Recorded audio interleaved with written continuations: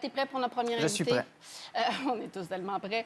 J'en ai encore eu la preuve hier en le voyant littéralement soulever la place des Arts, que c'est impossible de ne pas danser sur sa musique, mais surtout impossible de ne pas succomber à son charme. Voici Mika.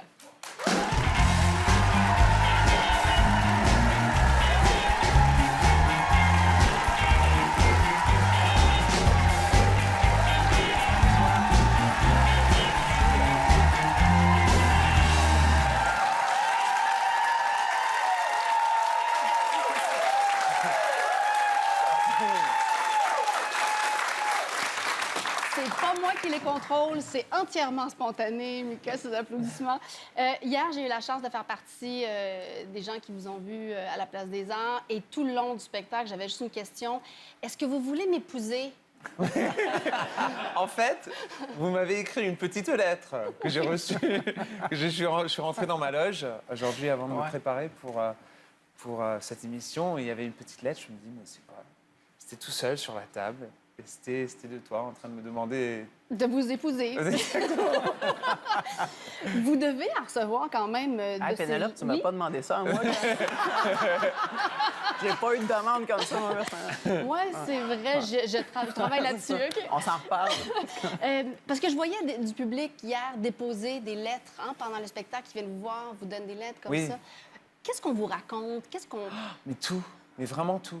Tout. De temps en temps, c'est des choses qui sont très joyeuses, des choses qui sont très gentilles, des choses qui sont très méchantes. C'est vrai? Bien sûr. On vous amène en personne des affaires méchantes. Ah, mais ouais.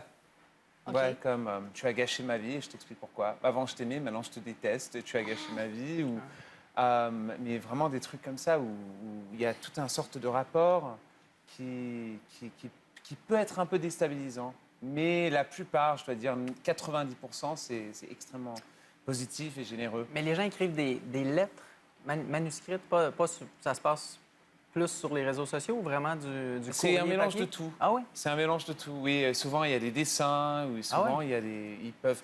Mais la chose la plus bizarre, c'est qu'il y avait un petit moment où il y avait... mais je dis ça parce que vraiment, la plupart des choses que je reçois sont très positives. Mais il y avait quelqu'un, on ne savait pas qui c'était, qui avait envoyé non seulement à des gens avec qui je travaillais, mais avec des gens avec qui j'ai travaillé très, très peu, des petits paquets de voodoo. Par exemple, des choses très bizarres, mais vraiment, et ça a fait flipper tout le monde. Bien, c'est sûr. Aussitôt que quelqu'un a mal à quelque part pendant les jours après ça, tout le monde a l'impression que c'est parce qu'il y a une petite poupée à quelque part avec des aiguilles. C'était vraiment bizarre. Chaque soir, je me regardais, je me disais tout va bien. Est-ce que ça ne dérange pas que je te tutoie, Mika? Je peux te tutoyer? Oh, bien sûr, on se OK. tutoie. T'as des gardes du corps ou...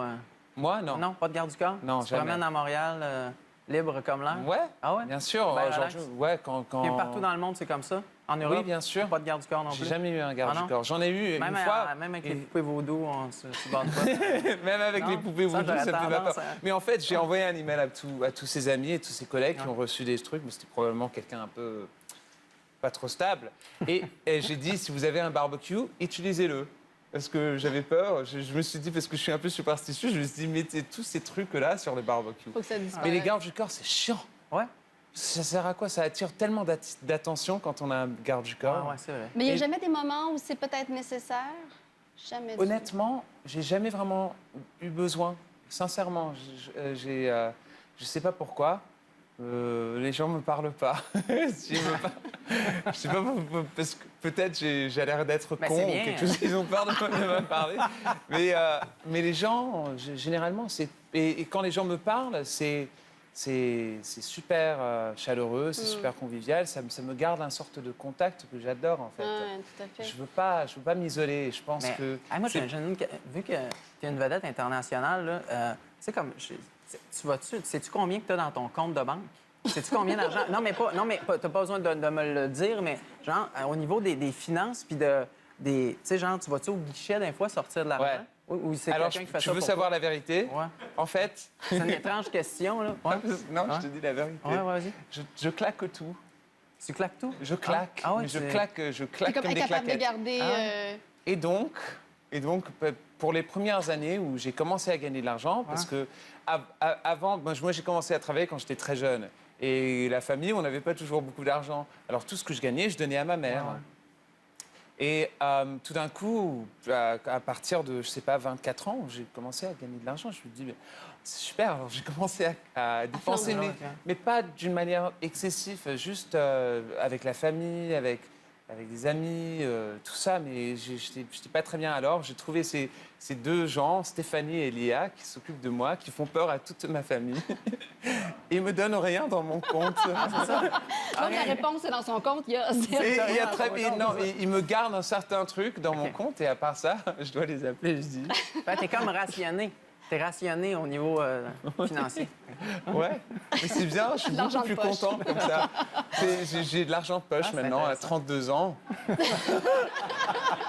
Mika, est-ce que c'est être chauvin de penser qu'il y a peut-être un rapport privilégié avec Montréal?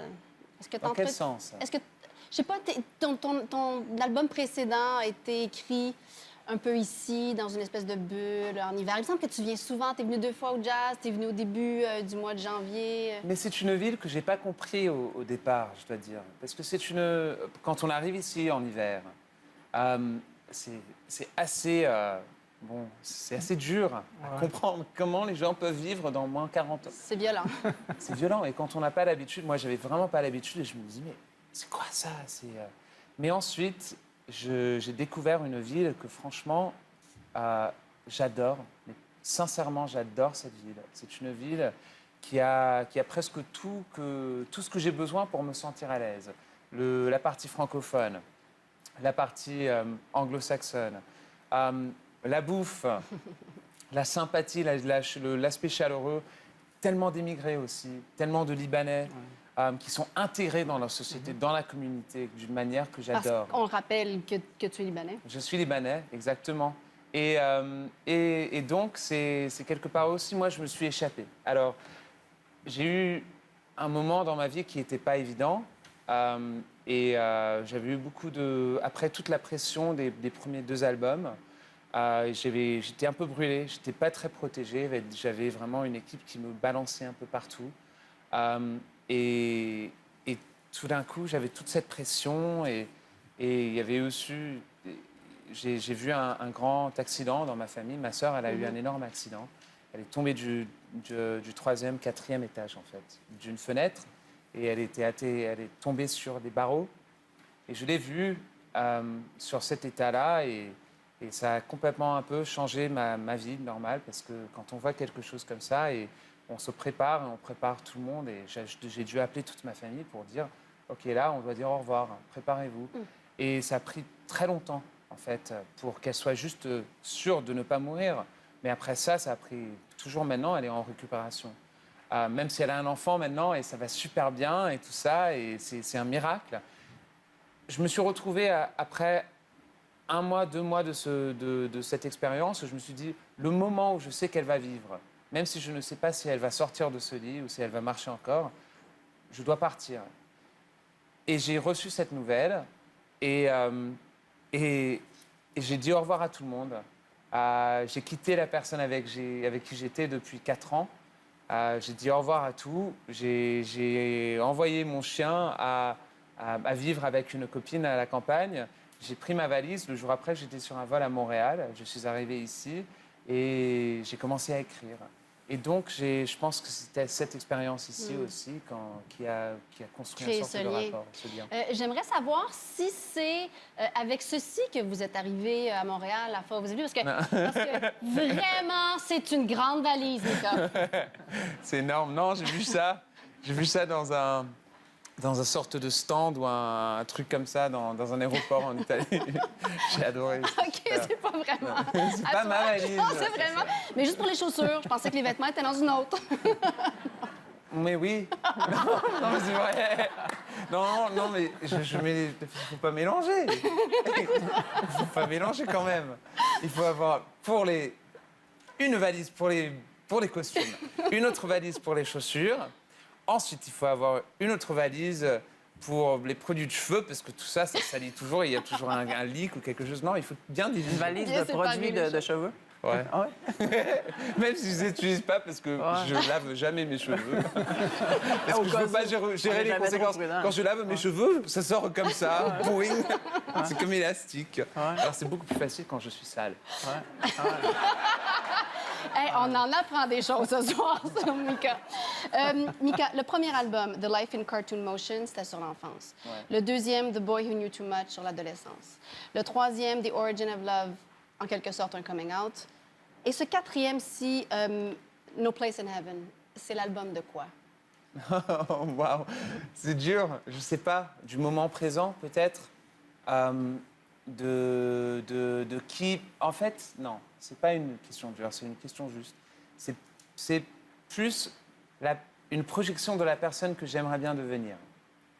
Une personne transparente, avec un cœur léger, je sais pas, je voulais vraiment faire un album qui prenait le risque d'être intime, personnel, presque vintage. J'ai créé cet album dans une bulle, comme si c'était fait dans les années 70. Singer-songwriter, au piano, avec beaucoup de couleurs, beaucoup de mélodies, beaucoup de variations aussi, mais comme si c'était fait sans penser à la radio, sans penser à les conséquences. Quelque chose dans la tradition des grands albums je sais pas, de Billy Joel, de Elton John, cette période dorée. Je trouve qu'après toutes ces années de EDM, je voulais vraiment pas entendre de la musique électronique, au moins sur mon album. Je voulais faire quelque chose qui nettoyait un peu mes oreilles. Il y a un autre lien avec Montréal sur cet album-là. C'est un peu pour ça que je me demandais s'il y avait un lien privilégié, parce que Simon Leclerc, avec qui vous avez travaillé à l'OSM, même chose pour toi, Vincent, qui fait les arrangements des cordes sur 3 de ces chansons-là. D'ailleurs, il y aura un album de ce concert avec l'OSM? Oui, on a enregistré les 3 nuits et on sélectionne les 11 meilleurs titres qu'on est en train de mixer maintenant.